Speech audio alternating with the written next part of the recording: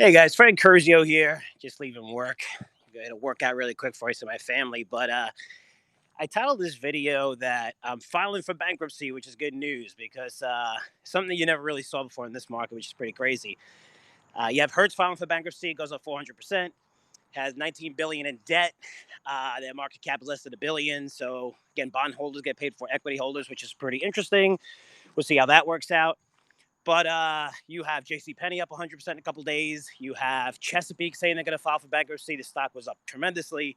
So I just figured Curzio Research, we're going to file for bankruptcy. This way, you know, our valuation goes up 100%, which is pretty crazy market these days. Again, just finishing up work. But more important, I wanted to report back to you for a few reasons. Not because next to my office, they just opened up a medical marijuana facility, which I'm surprised is closed. How are they closed?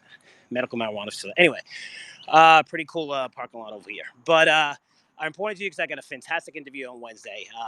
Media personality has his own show on TV. No, it's not Kramer, it's somebody else.